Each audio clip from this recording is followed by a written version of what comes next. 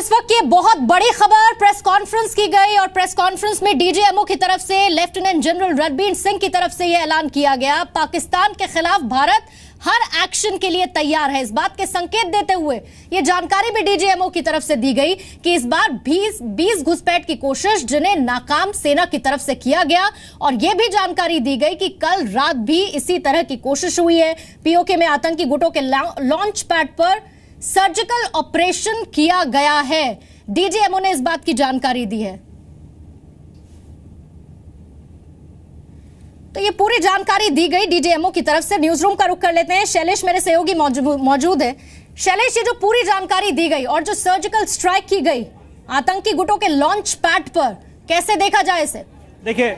पूर्णिमा, भारत ने एक बात बिल्कुल साफ कर दिया है कि इनफ इज इनफ। अगर एलओसी पर कोई आतंकवादी दिख रहा है और भारत में घुसपैठ की कोशिश कर रहा है तो उसे बख्शा नहीं जाएगा। और इसी की वजह से आप ये कह सकते हैं कि पाकिस्तान को चेताने के लिए भारत ने ये सर्जिकल स्ट्राइक किया है। जो डीजीएमओ के शब्दों को आप सुने तो उन्होंने कहा कि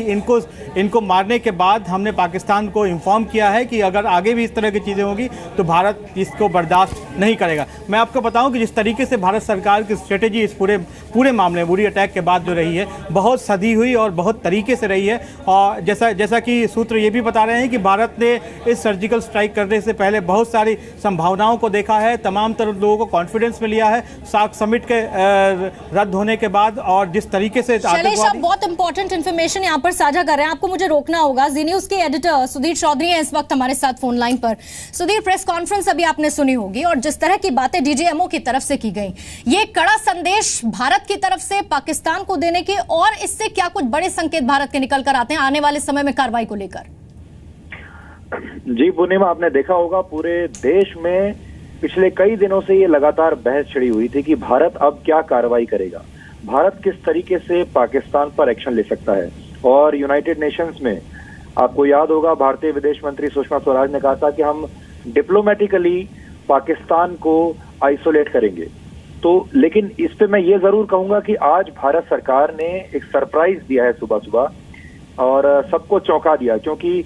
तमाम जितने एक्सपर्ट्स थे वो ये सोच रहे थे कि शायद भारत सरकार इस वक्त तैयारी कर रही है, शायद सेना तैयारी कर रही है। और आपने देखा होगा आज की बैठक में जो प्रधानमंत्री ने ली थी उसमें जिस तरीके से सेना अध्यक्ष को बुलाया गया था, जिस तरीके से सेना के अधिकारियों की मौजूदगी थी,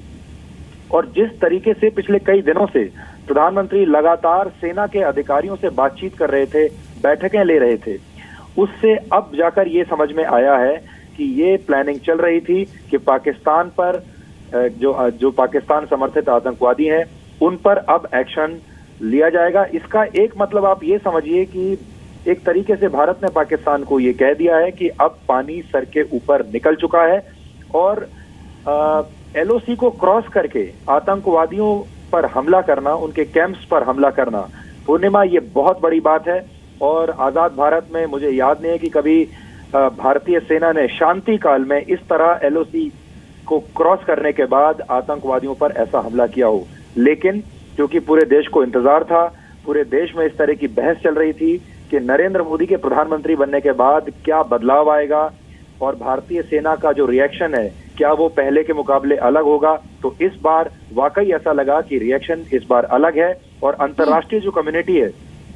उसको भी एक संदेश भारत ने ये देने की कोशिश की है कि बातचीत एक हद तक ठीक है, लेकिन इसके बाद अगर ऐसे हमले होंगे तो भारत अब बहुत ही अग्रेसिव स्टैंड लेगा। मैं आपको ये भी बता दूं कि ये जो सर्जिकल स्ट्राइक्स की गई हैं इससे पहले अमेरिका को कॉन्फिडेंस में लिया गया, ब्रिटेन और दुनिया के जो दूसरे बड़े देश हैं उनसे पहले बातचीत की गई थी। और हमेशा ये कहा जाता है कूटनीति में भी और रणनीति में भी कि गुस्से में उसी वक्त कोई एक्शन नहीं लेना चाहिए, उसी वक्त कोई फैसला नहीं लेना चाहिए। तो भारत सरकार ने एक अच्छा वक्त लिया जिसमें उन्होंने कंसल्टेशंस किए, अंतर्राष्ट्रीय स्तर पर लोगों से, बड़े बड़े देशों से बातचीत की, और ये एक ऐसी इसकी सुई टाइमिंग है कि उन्होंने बहुत ज्यादा वक्त बर्बाद भी नहीं किया कि लोग हताश हो जाएं ये सोचकर कि भारत शायद कोई एक्शन नहीं लेगा, और इतनी जल्दबाजी भी नहीं दिखाई कि आपको ये लगे कि गुस्से में आपने कोई गलत कदम उठा लिया। सो मैं ये कहूंगा कि बहुत ही कैलकुलेटिव मूव था ये भारतीय सेना का एलओसी के पार आतंकवादियों पर हमला करने का। और जो उन्होंने संख्या तो नहीं बताई है, लेकिन आपने ये नोट किया होगा, उन्होंने कहा है कि हैवी कैजुअलिटीज हुई हैं। हैवी कैजुअलिटीज का मतलब ये है कि शायद बड़ी संख्या में आतंकवादी उसमें मारे गए हैं। और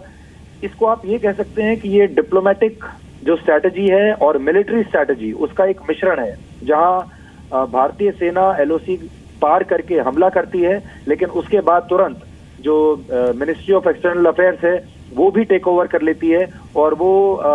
पाकिस्तान सरकार को भी बताती है इसके बारे में, और पाकिस्तान सेना को भी इसके बारे में जानकारी दी जाती है कि इस तरह की खुफिया जानकारी भारत को मिली थी कि आतंकवादी एक बड़े हमले की योजना बना रहे थे। देखिए, खास बात यह है कि ऐसा नहीं है कि आतंकवादी इससे पहले ये सब नहीं करते थे, योजनाएं नहीं बनाते थे, या भारत के बड़े शहरों पर आपने देखा होगा अक्सर ऐसी इंटेलिजेंस इनपुट्स आते रहते थे कि भारत के बड़े शहरों पर आतंकवादी हमले की योजना बना रहे हैं। लेकिन ये जो कार्रवाई की गई है ये अभूतपूर्व है जी। और इस कार्रवाई का मतलब बहुत बड़ा है, जो कि पाकिस्तान को अब समझना चाहिए और अंतर्राष्ट्रीय जो